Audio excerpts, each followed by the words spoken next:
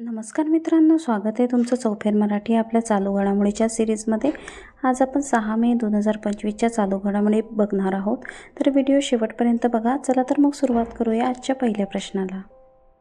प्रश्न क्रमांक पहिला, बिहारचे मुख्य निवडणूक अधिकारी म्हणून पदभार कोणी स्वीकारला? IAS विनोद कुमार गुजियाल यांनी। इम्पॉर्टंट पॉईंट्स आहे, भारतीय निवडणूक आयोगाने बिहारचे नवीन मुख्य निवडणूक अधिकारी CEO म्हणून IAS विनोद कुमार गुजियाल यांची नियुक्ती केली आहे। 2007च्या बिहार कॅडरचे अधिकारी गुजियाल हे 1996च्या बॅचचे IAS अधिकारी HR श्रीनिवास यांच्या जागी आले आहेत।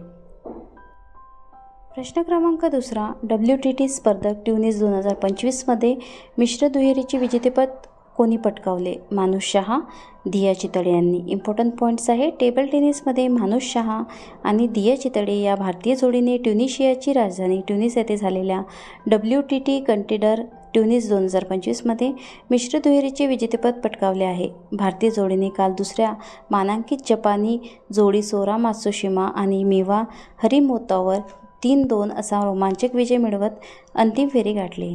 प्रश्न क्रमांक तिसरा, बोडोफा उपेंद्रनाथ ब्रह्मा यांना श्रद्धांजली म्हणून कोणाच्या हस्ते नवी दिल्लीत रोड अँड रोटरी यांच्या पुतळ्याचे अनावरण आणि नामकरण करण्यात आले? केंद्रीय गृहमंत्री अमित शहा यांच्या हस्ते। इम्पॉर्टंट पॉईंट्स आहे, केंद्रीय गृहमंत्री आणि सहकार मंत्री अमित शहा यांनी नवी दिल्ली येथे बोडोफा उपेंद्रनाथ ब्रह्मा यांना श्रद्धांजली म्हणून रोड अँड रोटरीच्या पुतळ्याचे आणि नामकरणाचे अनावरण केले। आसामचे मुख्यमंत्री डॉक्टर हिमंत बिस्वा शर्मा आणि दिल्लीच्या मुख्यमंत्री श्रीमती रेखा गुप्ता यांच्यासह अनेक मान्यवर यावेळी उपस्थित होते। प्रश्न क्रमांक चौथा, गोल्ड सिक्का कंपनीने भारतातील पहिले रिअल टाईम गोल्ड ATM सोने वितळणारे ATM कोठे सुरू केले आहे? हैदराबादमध्ये। इम्पॉर्टंट पॉईंट्स आहे, गोल्ड सिक्का कंपनीने भारतातील पहिले रिअल टाईम गोल्ड ATM सोने वितळणारे ATM हैदराबादमध्ये सुरू केले आहे। हे ATM ग्राहकांना सोन्याची नाणी खरेदी करण्यासाठी डेबिट किंवा क्रेडिट कार्ड वापरण्याची सुविधा देते। या ATMमधून 0.5 ग्रॅम ते 100 ग्रॅमपर्यंत सोन्याची नाणी खरेदी करता येतात। प्रश्न क्रमांक 5, T20 मुंबई लिंकच्या आधी क्रिकेट आयकॉन म्हणून कोण ब्रँड ॲम्बॅसेडर म्हणून सोबो मुंबई फाल्कन्समध्ये सामील झाले? कपिल देव। इम्पॉर्टंट पॉईंट्स आहे, T20 मुंबई लिंकच्या बहुप्रतीक्षित तिसऱ्या आवृत्तीपैकी एका ऐतिहासिक घोषणेमध्ये सोबो मुंबई फाल्कन्समध्ये महान क्रिकेटपटू कपिल देव यांना फ्रँचायझीचा अधिकृत ब्रँड ॲम्बॅसेडर म्हणून घोषित केले आहे। प्रश्न क्रमांक 6, UPSC बोर्ड सदस्य म्हणून कोणाची नियुक्ती करण्यात आली? सुजाता चतुर्वेदी यांची। इम्पॉर्टंट पॉईंट्स आहे, 1989च्या बिहार कॅडरच्या IAS अधिकारी सुजाता चतुर्वेदी यांनी केंद्रीय लोकसेवा आयोगाच्या UPSC सदस्य म्हणून पदभार स्वीकारला। आयोगाचे सर्वात ज्येष्ठ सदस्य लेफ्टनंट जनरल राज शुक्ला निवृत्त यांनी त्यांना पद आणि गोपनीयतेची शपथ दिली। प्रश्न क्रमांक 7, विझेम आंतरराष्ट्रीय सागरी बंदराचे कोणाच्या हस्ते लोकार्पण केले? पंतप्रधान नरेंद्र मोदी यांच्या हस्ते। इम्पॉर्टंट पॉईंट्स आहे, पंतप्रधान नरेंद्र मोदी यांनी आज केरळमध्ये तिरुवनंतपुरम येथे 8,800 कोटी रुपये खर्चून उभारण्यात आलेल्या विझियम खोल पाण्यातील आंतरराष्ट्रीय बहुउद्देशीय सागरी बंदराचे लोकार्पण केले।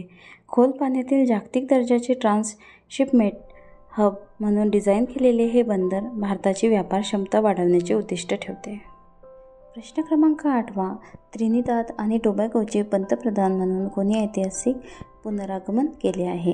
कमला प्रसाद बिसेसर यांनी। इम्पॉर्टंट पॉईंट्स आहे, त्रिनिदाद आणि टोबॅगोचे नेतृत्व करणाऱ्या पहिल्या महिला कमला प्रसाद बिसेसर यांनी अलीकडच्या सार्वत्रिक निवडणुकीत विजय मिळवला आहे आणि पुन्हा एकदा पंतप्रधान पदाची शर्यत पूर्ण केली आहे। प्रश्न क्रमांक 9, भारतात MSME स्पर्धात्मकता वाढवणे हा अहवाल अलीकडेच कोणी प्रसिद्ध केला? नीती आयोगाने। इम्पॉर्टंट पॉईंट्स आहे, भारतात MSME स्पर्धात्मकता वाढवणे हा अहवाल नीती आयोग, स्पर्धात्मकता संस्था, इन्स्टिट्यूट फॉर कॉम्पिटिटिव्हनेस IFC यांनी संयुक्तपणे अलीकडेच प्रसिद्ध केला आहे। हा अहवाल सूक्ष्म, लघु आणि मध्यम उद्योगाच्या स्पर्धात्मकता वाढवण्यासाठी उपाययोजना आणि रोडमॅप देतो।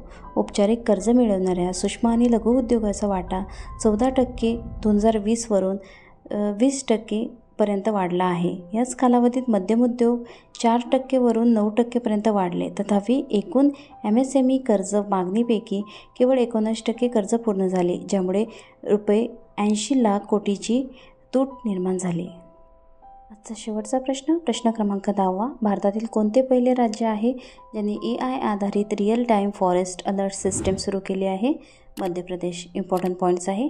मध्य प्रदेशने भारतातील पहिली AI आधारित real time forest alert system सुरू केली आहे, जी वन संवर्धनाच्या प्रयत्नांना चालना देण्यासाठी आणि एक अभूतपूर्व उपक्रम आहे. उपग्रह प्रतिमा, मोबाईल फीडबॅक आणि कृत्रिम बुद्धिमत्ता AI सारख्या प्रगत तंत्रज्ञानाचा वापर करून ही प्रणाली वन देखरेख मजबूत करण्याच्या आणि जमिनीवरील अतिक्रमण आणि वन ऱ्हासाला प्रतिसाद देण्याचे आश्वासन देते. चला तर भेटूया पुढच्या व्हिडिओमध्ये. व्हिडिओ आवडला असेल सबस्क्राईब करा, लाईक करा, शेअर करा. थँक्यू. धन्यवाद.